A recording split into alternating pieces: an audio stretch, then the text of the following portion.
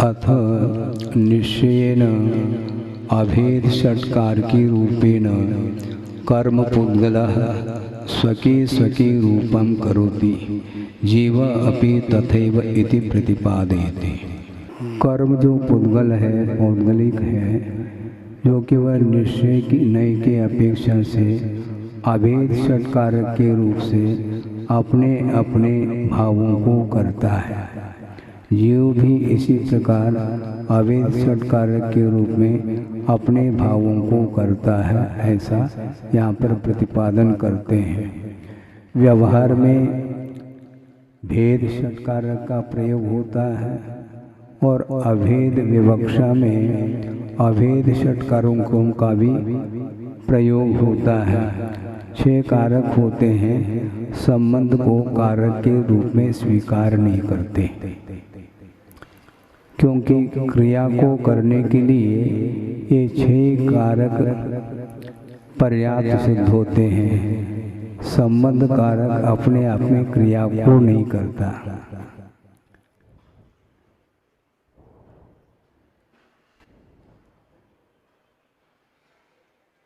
जैसे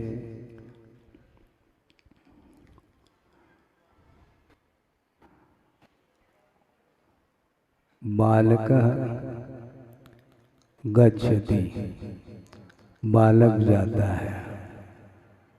किसका? रामस्य बालकः गच्छति। तो यहाँ पर राम जो है यह संबंध के रूप में जोड़ा है, उसको कारक के रूप में नहीं जोड़ा है, क्योंकि पूछा जा रहा है। क्या पूछते हैं? बालक जाता है। क गच्छति, बालक गच्छति, बालक जाता है। किसका जाता है? इससे कोई प्रयोजन नहीं है, इसलिए संबंध को कारक के रूप में नहीं जोड़ते। संबंध को नहीं जोड़ते हैं तब भी कह गच्छति, बालक गच्छति ये उत्तर मिलेगा। किसका बालक? उस समय कोई भी उसका पिता होगा, उसका आप नाम लेंगे, किंतु नहीं भी लेंगे तो भी कह गच्छति, कौन जाता है? तो बालक जाता है, ऐसा इसका अर्थ निकलता है। तो इसी प्रकार ये 6 कारकों की व्यवस्था कर्ता, कर्म, करण, संप्रदान, अपादान और अधिकरण के रूप में 6 कारकों की व्यवस्था चलती है। तो भेद में भी चलती है और अभेद में भी। भेद में इन्हें अपने से पृथकभूत जो पदार्थ हैं, उन पदार्थों का कर्ता जीव होता है। जैसे घटपट आदि पदार्थों का कर्ता हो जाता है। कुंभकारः करोति कुंभम, कुमार जो है वह कुंभ को, घड़े को बनाता है, इसलिए उस घट का कर्ता कुमार कहलाता है। जिसको बनाया जा रहा है वह कर्म कहलाता है, बनाने वाला कर्ता होता है। जैसे यह करोति स कर्ता, जो करता है वह करता है। यत् क्रियते, जो किया जाता है उसका नाम तत्कर्म, वह कर्म कहलाता है। और येन क्रियते, जिसके द्वारा किया जाता है उसका नाम करण है। और कस्मै क्रियते, किसके लिए किया जाता है? जिसके लिए किया जाता है वह प्रयोजन भूत होता है, इसलिए उसको संप्रदान कारक के रूप में स्वीकार करते हैं। रामः ददाति, राम देता है। कम ददाति, मोदकम ददाति, राम जो है मोदक अर्थात लड्डू देता है। कस्मै ददाति, बालकाय ददाति, बालक के लिए दिया जा रहा है, इसलिए बालक को संप्रदान के रूप में स्वीकार करते हैं। इसी प्रकार फलम पतति, फल गिरता है। क्या गिर रहा है? फल गिर रहा है। और कहाँ से गिर रहा है? वृक्ष से गिर रहा है, इसलिए वृक्षात् फलम पतति, इसलिए वृक्ष से वह फल पृथक हो रहा है, इसलिए पृथक होने के अर्थ में पंचमी का प्रयोग होता है। इसलिए वृक्षात् ऐसा था, वृक्ष से फल गिरता है। इसके बाद संबंध कोई कारक है नहीं, और अधिकरण के रूप में भी कारक को स्वीकार करते हैं। रामः वसति, राम रहता है। कुत्र वसति? वने वसति गृहे वा वसति। राम रहता है वन में अथवा घर में। इसको अधिकरण के रूप में स्वीकार किया है। इस प्रकार यह कारक की व्यवस्था पृथक रूप से भी होती है व्यवहारने की विवक्षा में, और अभेद विवक्षा में भी षट कारकों की व्यवस्था चलती है। तो निश्चय की विवक्षा में अभेद षट कारक के रूप से पुद्गल, जो कर्म पुद्गल है, वह अपने अपने कर्म को करता है अथवा भावों को करता है, ऐसा कहा जाता है। इसी प्रकार जीव भी अभेदने की विवक्षा से षट कारक की अपेक्षा से अपनी भावों का कर्ता होता है, ऐसा प्रतिपादन यहाँ पर किया जा रहा है। कुछ कह रहे हैं? कम्मंपि सगम कुवदी सेन सहावेन सम्मप्पाणं जीवो वितारिसवो कम्म सहावेन भावेन। कम्मंपि सगम कुवदी, कर्म स्वयं करता है। किसके द्वारा? सेन सहावेन, अपने स्वभाव के द्वारा स्वयं कर्म करता है। किसको? कर्म को करता है। कम्मम सगम कुवदी, सम्मम यानी भली प्रकार से, अप्पानम यानी अपने आप को करता है। अप्पानम कम्मम सगम कुवदी, अपने भाव को वह कर्म स्वयं करता है। जीव भी इसी प्रकार तारिस वो, यानी जिस प्रकार पुद्गल द्रव्य स्वयं अपने परिणामों के द्वारा कर्म का कर्ता होता है, उसी प्रकार जीव भी कम्म स्वभावेन भावेन, कर्म स्वभावेन भावेन का अर्थ क्या? भाव कर्म रूप भाव के द्वारा जीव भी अपने भावों का कर्ता होता है। इस प्रकार यहाँ पर विषय गाथा में संक्षेप से दिया है। कर्म कर्तृ स्वयमपि स्वयमेव करोति। कर्म जो है वह कर्ता के रूप में है। स्वयमपि स्वयमेव, स्वयं ही करता है। किं करोति? क्या करता है वह कर्म? जो कर्ता के रूप में है। सम्यक यथाभूति आत्मानं द्रव्य कर्म स्वभावम, समीचीन रूप से जैसा वह होता है उस रूप में अपने आप को अर्थात द्रव्य कर्म रूप स्वभाव को करता है। यानी पुद्गल जो कर्म है वह अपने आप को द्रव्य कर्म के रूप में स्वयं ही स्वयं का कर्ता होता है। ये अभेद षटकारक इसी को बोलते हैं। स्वयं पुद्गल द्रव्य, स्वयं कर्मरूप जो पुद्गल द्रव्य है वह स्वयं कर्मरूप पुद्गल द्रव्य का कर्ता शब्द होता है। स्वयं ही कर्ता, स्वयं ही कर्म, स्वयं ही करण बनेगा अपने परिणामों के द्वारा। केन कारणभूतेन, हाँ, किस कारण के रूप से? सगेन भावेन, स्वकीय स्वभावेन अभेद षटकार की रूपेण।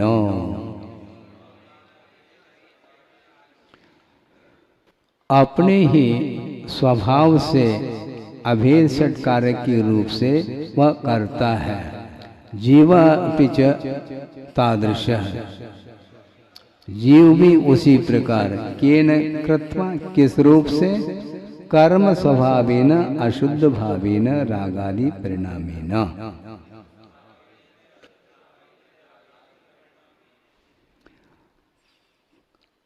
कर्म स्वभाव रूप जो अशुद्ध भाव है, कर्म स्वभाव रूप जो अशुद्ध भाव है, जो कि रागादि परिणाम है, उसके माध्यम से अपने भावों का कर्ता जीव होता है। अशुद्ध निश्चय नहीं के अपेक्षा से जीव रागादिक भावों का कर्ता सिद्ध होता है, वह स्वयं ही करता है, वह स्वयं ही करता है। उसमें क्योंकि अभेद षटकारक है, इसलिए निमित्त को गौण किया जाता है। अपने ही परिणामों के द्वारा, रागादिक परिणामों के द्वारा वह रागादिक परिणामों का कर्ता सिद्ध होता है। तथा ही उसी को यहाँ पर खोल रहे हैं, कर्म पुद्गल कर्ता। कर्म पुद्गल कर्ता के रूप में है, कर्म पुद्गलम कर्मतापन्नम। कर्म को प्राप्त जो कर्म पुद्गल है उसको वह कर्म पुद्गल करता होता है, यानी अपना स्वयं ही अपने भावों का कर्ता सिद्ध होता है। अपने आप को कर रहा है वह स्वयं, करने वाला भी स्वयं और ऑब्जेक्ट अर्थात कर्म भी स्वयं ही बन गया। कर्म पुद्गलेन करणभूतेन, किसके द्वारा करता है? करण रूप जो पुद्गल द्रव्य है उसके द्वारा ही स्वयं कर्म रूप पुद्गल द्रव्य है, और स्वयं कर्म रूप जो पुद्गल द्रव्य है वह करता है। वह अपने पुद्गल द्रव्य को स्वयं कर रहा है, अपने ही द्वारा कर रहा है। वो करणभूतेन कर्म पुद्गलेन, यानी कर्म पुद्गल जो है ना, कर्म के रूप में जो परिवर्तन को प्राप्त हो रहा है उसमें और किसी पृथकभूत द्रव्य का हाथ नहीं है, निश्चय नहीं की विवक्षा से स्वयं स्वयं के द्वारा स्वयं को कर रहा है। कर्म पुद्गलाय निमित्तम। अब यहाँ पर निमित्त का अर्थ प्रयोजन, स्वयं के लिए वह कर रहा है, स्वयं के निमित्त ही वह परिणमन कर रहा है, किसी दूसरे के निमित्त नहीं। कर्म पुद्गलात् सकाशात् कर्म पुद्गले अधिकरण भूते करोति इति।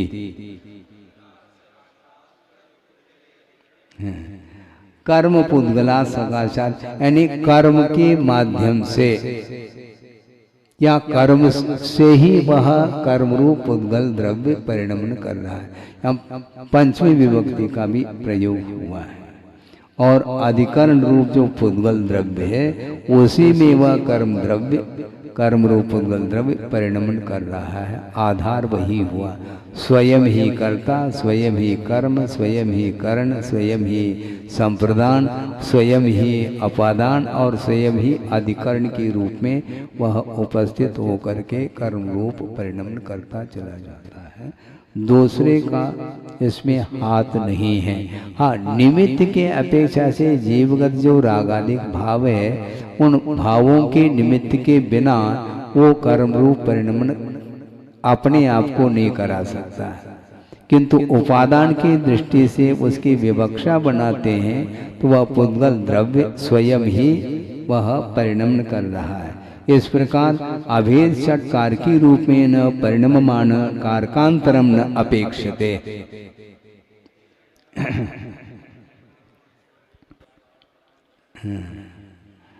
अभेद षटकारक के रूप से परिणमन करता हुआ वह पुद्गल द्रव्य कारकांतर की अपेक्षा नहीं रखता, यानी अन्य भिन्नभूत कारकों की अपेक्षा नहीं रखता है। ये इसका तात्पर्य है। निमित्त की अपेक्षा से भले रख दे, अलग वस्तु है, उपादान की विवक्षा की गई है। तथा जीवापि आत्मा, उसी प्रकार जीव अर्थात आत्मा भी कर्ता है। वह आत्मा क्या है? कर्ता के रूप में है। आत्मानम कर्मतापन्नम, कर्म के रूप में प्राप्त जो आत्मा है अपने आत्मा को, आत्मना इन्हें करणभूतेन, करण के रूप में उपस्थित जो आत्मा है उसके द्वारा आत्मने हैं, आत्मा के लिए, आत्मने निमित्तम, आत्मा के निमित्त, आत्मना सकाशात, आत्मा से ही है, कहीं पृथक रूप से नहीं। अधिकरण भूते आत्मनि, अधिकरण के रूप जो आत्मा है उसमें होता हुआ इस प्रकार करोति, अपने आप को करता है, यानी अपने आप को कर रहा है। इसका अर्थ कहीं अपने से भिन्न कहीं स्थान में रह करके वह कर रहा है, ऐसा नहीं। अपने आप में रह करके अपने द्वारा अपने लिए अपने आप को वह स्वयं आत्मा करता है, ऐसा इसका अर्थ है। अभेद षट्कार की रूपेण व्यवतिष्ठमानः कारकांतरम न अपेक्षते।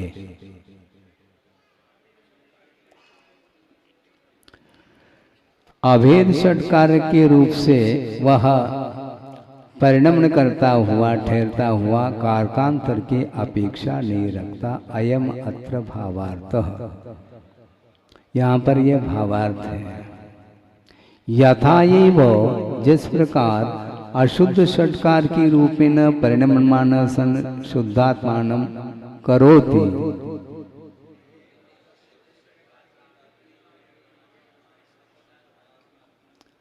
जिस प्रकार अशुद्ध षट्कार के रूप से परिणमन करता हुआ वह आत्मा शुद्ध सन, इसमें संधि हो गई है, आकार निकल रहा है। अशुद्ध रूप कहाँ गया? अशुद्ध षट्कार के रूप से परिणमन करता हुआ वह आत्मा अशुद्ध आत्मानम करोति, अशुद्ध आत्मा को करता है। तथैव उसी प्रकार शुद्ध आत्म तत्व सम्यक श्रद्धान ज्ञान अनुष्ठान रूपेण अभेद षट्कार के स्वभावेन परिणममान सन शुद्धम आत्मानं करोति।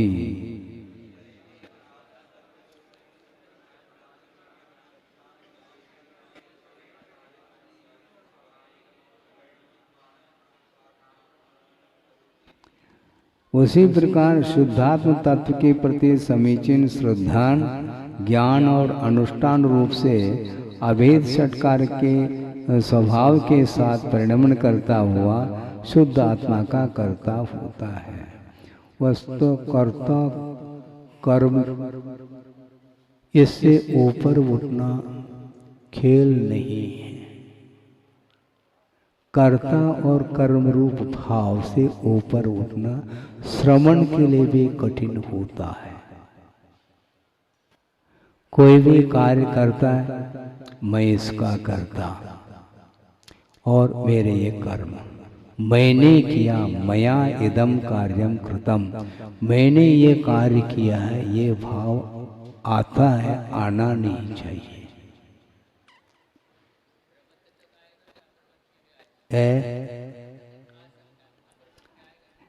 आ सकता है। वस्तुतः वह कर्तव्य के दृष्टि से जो कर्तव्य के दृष्टि से जो कार्य किया जा रहा है उसमें मैंने किया ये भाव नहीं किया जाता है। कर्तव्य कर लिया है, अपना कर्तव्यता करने योग्य कार्य था, कर लिया, इतना ही होता है। मैंने पढ़ाया, शुरू हो गए। अब इसमें अहंकार भाव आता है। मैंने पढ़ाया, इन्हें पढ़ाने वाला मैं हूँ, तुम पढ़ने वाले हो, तुम्हें मैंने पढ़ाया। सामने वाला कर्म हो गया और पढ़ाने वाला कर्ता हो गया। ये कर्ता कर्म के माध्यम से अहंकार भाव से हम ऊपर नहीं उठ पाएंगे। अहंकार भाव से ऊपर उठने के लिए कर्तृत्व बुद्धि से हमें ऊपर उठना चाहिए। कर्तृत्व बुद्धि जहाँ तक बनी रहेगी वहाँ पर कर्ता और कर्म का संबंध रहेगा, इसलिए वह समय सार का स्वाद नहीं ले सकेगा। शुद्ध आत्मा का स्वाद लेना चाहो तो मैं किसी का करता नहीं है, कर्तव्य था, कर लिया। बड़े बड़े कार्य भी आचार्यों ने किए हैं भव्य जीवों की हित के लिए। कर्तव्य की दृष्टि से करते करते करते आगे बढ़ गए। हमने कितना कार्य किया उस ओर उनका ध्यान नहीं। हाँ, इसको बोलते हैं निरीहता। क्या मैंने हर बात में मैंने किया, मैंने, ये सब क्या है? जैसे गृहस्थ अवस्था में माता पिता होते हैं, मैंने पालन किया है तुम्हें, तो ऐसा भाव श्रवण के अंदर नहीं आ सकता। हालांकि कर्तव्य की दृष्टि से गुरु ने शिष्य को अपनाया, सिखाया, संस्कार दिए, दीक्षित किए। इसके उपरांत मैं उसका कर्ता नहीं, ये कर्तव्य की अपेक्षा से निमित्त के रूप में मैं उपस्थित हूँ। उपादान की दृष्टि से मैं उसका कर्ता नहीं हो सकता। तो व्यवहार नहीं की अपेक्षा से तो कर्ता सिद्ध हो गया। भाई कर्ता की ओर ध्यान नहीं जाना चाहिए, कर्तव्य की ओर ध्यान रखो ना। ये क्यों नहीं होता? ये क्यों नहीं होता? क्योंकि उसके प्रति कर्तव्य की ओर दृष्टि रखने से स्वामित्व का अभाव होगा। ये मेरा शिष्य है, ये भाव आएगा फिर। हाँ, शिष्य यदि बिगड़ रहा है तो सुधार की दृष्टि से उसको, उसका स्थितिकरण की दृष्टि से, उसको ऊपर उठाने की दृष्टि से उसके प्रति भी कर्तव्य ही किए जाते हैं। तुमने हमें उठाया है, ध्यान रखो, जैसा कहते वैसा करो। तो ऐसा भाव नहीं लाते।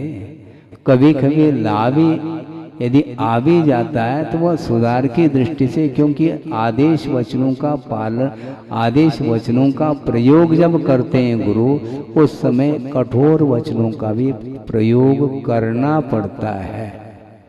करने का भाव नहीं, केवल सुधार का भाव है।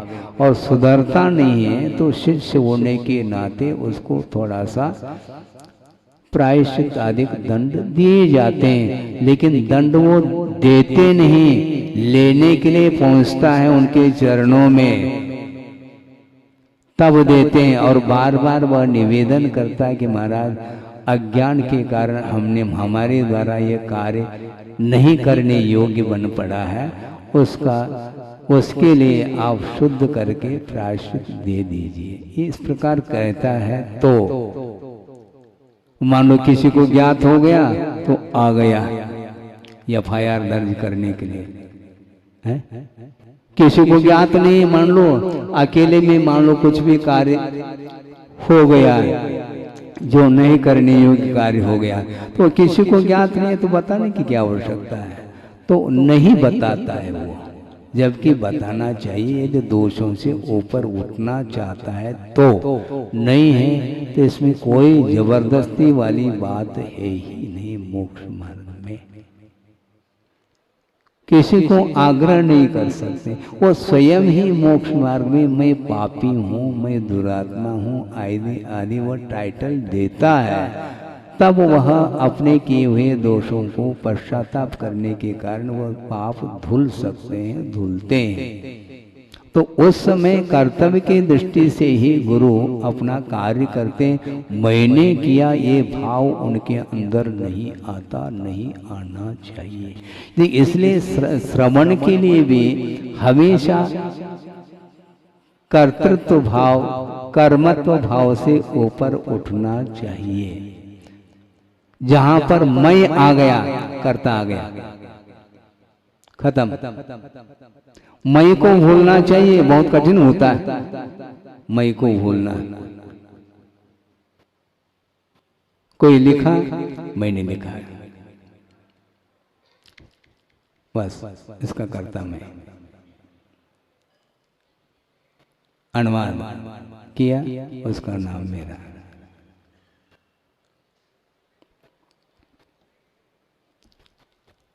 अब क्या करोगे? मान लो नोट्स कर लिया और डायरी घूम गई, अब पसीना आ रहा है उसको, दूसरे को नहीं आता, क्योंकि उसकी वो डायरी नहीं है। जिसकी है उसको पसीना, और जिसकी नहीं है उसको पसीना नहीं है।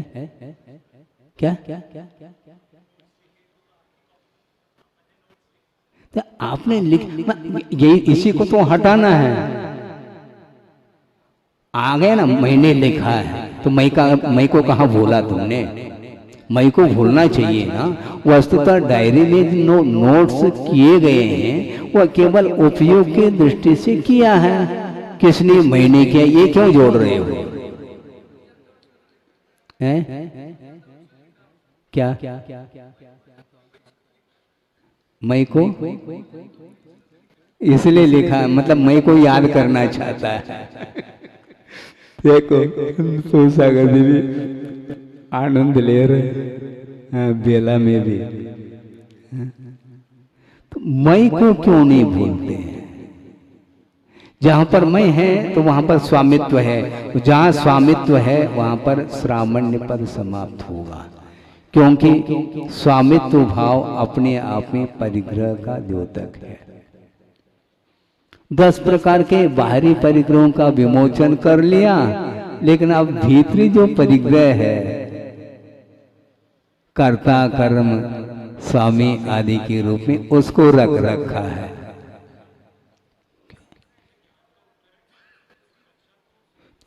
रक्षा करो बस, इतने नाम रखने से रक्षा होती है क्या? बिना नाम से उसकी रक्षा नहीं हो सकती, मतलब है? लेने उपयोग में आ जाएगा ना उसको। दिक्कत क्या हो रही है आपको? आपको चिंता क्यों, दूसरे को चिंता क्यों नहीं है, ये मैं पूछना चाहता हूं। कोई उस डायरी को ले गए, मान लो वो उसको उपयोग में आ सकता होगा, आता होगा, ले गया, कोई बाधा नहीं। तो आपके अंदर तरंग क्यों और अड़ोस पड़ोस को क्यों नहीं? यही तो गुत्ती है। क्या ये आपकी असावधानी है? लेने दो ना, आपको विकल्प नहीं करना है। या तो फिर ताला डाल दो, पक्की बात है, इसमें क्या बाधा? हाँ, सब लोग हंस रहे, इसका अर्थ विशेष समझ में आ रहा है। तो ताला नहीं डालेंगे तो ताला नहीं डालते हुए भी उसका बाबा है ये, क्योंकि वह विकल्प में पड़ा हुआ है। ये विकल्प संसार के लिए कारण है कि मुक्ति के लिए? मुझे बताओ। सही सीधी सीधी बात, बिल्कुल वस्तुतः यही जो है वो कहा जा रहा है। कुंद कुंद स्वामिने समय सार में कर्ता कर्म अधिकार एक पृथक रूप से रखना पड़ा उनको। जो मैं इसका कर्ता, यह मेरा कर्म मैंने किया, मेरे लिए किया है, अथवा दूसरे के लिए भी किया है तो मैंने किया है, ये सब क्या है?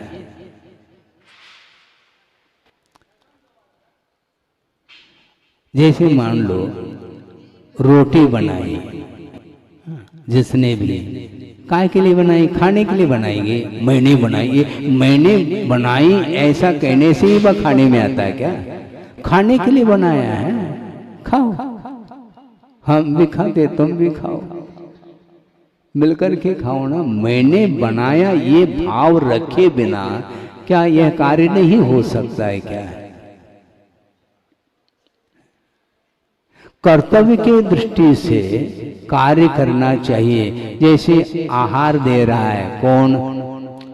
दाता, देने वाला दाता, मैंने दिया, ऐसे बिना कहे दे नहीं सकते। जब श्रवण के भूमिका में कठिनाई हो रही है तो श्रावक कैसा इससे ऊपर उठ सकता है? सोचो, विचार करो। मैंने बचाया तुम्हें, तुम मरणासन थे और मेरी बुद्धि ने तुम्हें बचाया है। हाँ, मैंने बचाया, मैंने बचाया। ये जो बार बार जो भाव है, इस भाव के बिना कर्तव्य किया जा सकता है क्या? नहीं। बस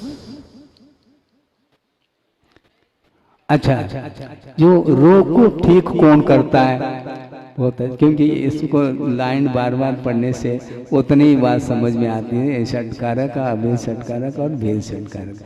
हम ये पूछना चाहते हैं, रोग को दूर कौन करता है?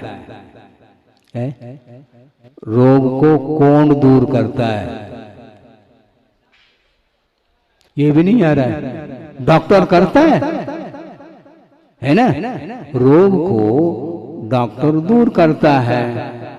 ये हो गया, डॉक्टर कह दो ना, उसका नाम क्यों ले रहे हैं आप? समस्या ये है। डॉक्टर ने रोग को दूर किया, किसने किया? डॉक्टर ने किया। बस कॉमन नाउन। प्रॉपर नाउन की आवश्यकता क्या है, हमें ये बताओ आप। यदि आवश्यकता है तो बहुत सारे डॉक्टर हैं, उनमें से जिस डॉक्टर ने उस रोग को दूर किया है, उस अपेक्षा से उस रोगी को दूर कर रहा है, तो उस रोग में वह निष्णांत है, इस अपेक्षा से उस डॉक्टर को दिखाओ, ऐसे कहने की अपेक्षा से इस प्रयोजन को लेकर के डॉक्टर का नाम लिया जाता है। इससे ज्यादा उसका कोई उपयोग नहीं होता। हाँ, उसके क्योंकि लोक व्यवहार चलाने के लिए नामकरण की आवश्यकता पड़ी, और उस नाम को लेकर के अहंकार शुरू हो गया। अहंकार के लिए नाम निक्षेप का प्रयोग किया क्या? बहुत सारे लोग हैं, किसी एक को बुलाना है तो नामकरण की आवश्यकता होती है, और नाम ले लिया, हमें भरी सभा में मुझे बुलाया है, हो गया शुरू, है ना।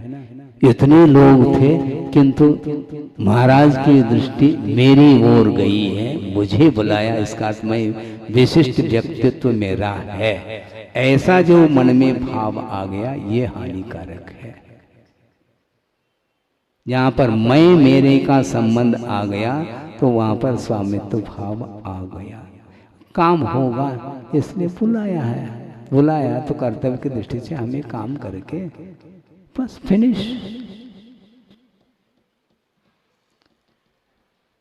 कैसे ऊपर उठेंगे?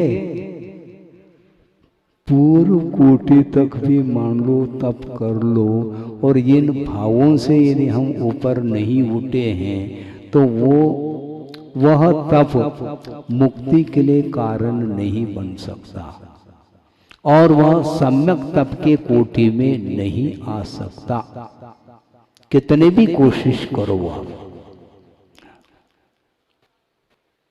हाँ, बहिरंग तप का अनुष्ठान भी कर लो तो भी अंतरंग में ये वेव्स उठ रहे हैं, तो वह सारा सारा तप भी इस स्वामित्व भाव के कारण वह तप ही जल जाता, कर्म नहीं जल पाते।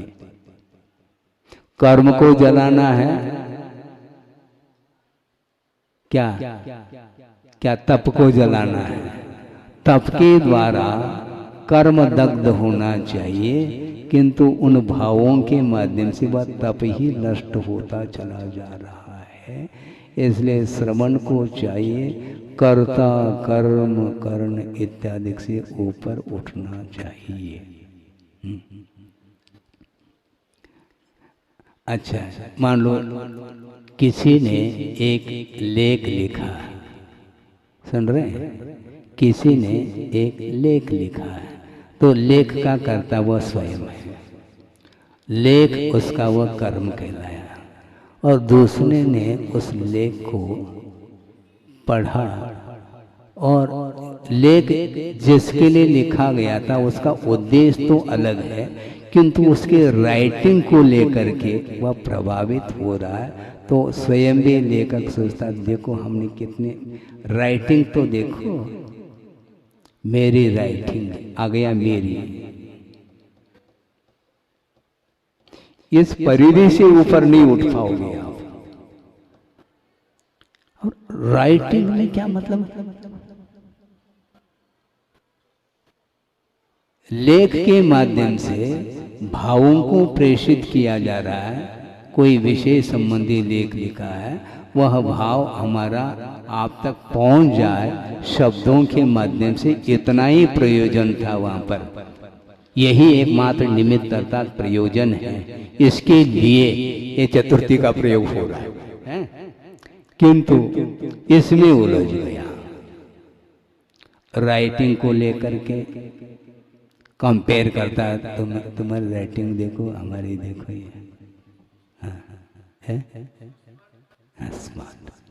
ये और उसमें शब्दावली देखो, राइटिंग अलग, और उन भावों को व्यक्त करने के लिए शब्दों की जो संयोजना की है, हमने की है, शुरू हो गया, हमने की है, किसी दूसरा नहीं। ये सब क्या है? केवल उस लेख को लिखने का प्रयोजन भावों को प्रेषित करना है, अपने भावों को किसी सब्जेक्ट को लेकर के लेख लिखा गया है, तो वह सब्जेक्ट दूसरे तक पहुंच जाए ताकि उसका भी हित हो जाए। इस उद्देश्य को लेकर के लिखा है, लिखना चाहिए, वो रह करके ये शुरू हो गया वो है। और मैंने जो लेख लिखा है वो मात्र 15 मिनट में हमने लेख लिखा है और उसको कई दिन लग गए। आ गए? ये सब क्या है? मतलब दूसरे के साथ कंपेरेटिवली स्टडी, तुलनात्मक भाव जब तक आपके अंदर रहेंगे तब तक यही भाव उत्पन्न होंगे। प्रत्येक कार्य के साथ एक दूसरे के साथ तुलना करके अपने आप को वह बहुत उसको क्या बोलेंगे, किन शब्दों में कहेंगे,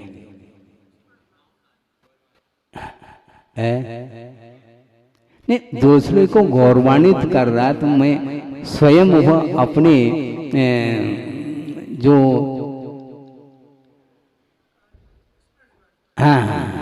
निष्णांत हूं मैं उस विषय में, मेरे बराबर करने वाला कोई दुनिया में नहीं रहा। यह सारा सारा भाव यह अहंकार की पुष्टि के लिए है। इसलिए मैं और मेरा ये सारा सारा भाव छोड़ देना चाहिए।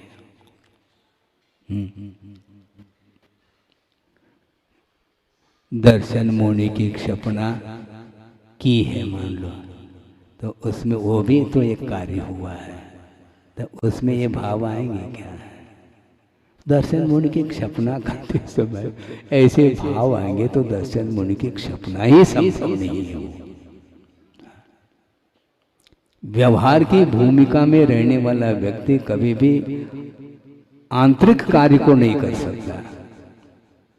बाहरी कार्य को करना तो फिर भी ठीक है, लेकिन भीतरी जो कार्य है, विशुद्धतम कार्य है, उसको करने वाला व्यक्ति बहुत भीतर ही रहता है और करता रहता है। और भगवान भी ये कहने लग जाए, ये ध्यान रखो, मेरे पाद मूल के बिना दर्शन मुनि की क्षपना नहीं हुई है, ये ध्यान रखो। ऐसा उनके अंदर भाव आ जाए, उनके पाद मूल की कोई आवश्यकता नहीं, उनके पाद मूल में कोई जाएगा नहीं, है नहीं ना। पाद तो है लेकिन भगवान हो, केवली दुगंते कहा, केवली अथवा श्रुत केवली के पाद मूल में,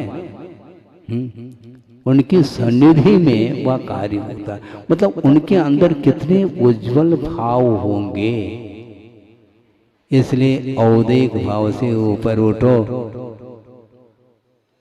ये औदैक भाव ही माना जाता है। परिग्रह जहां तक है वहां तक ये औदैक भाव रहेगा। बहुत कठिन काम है।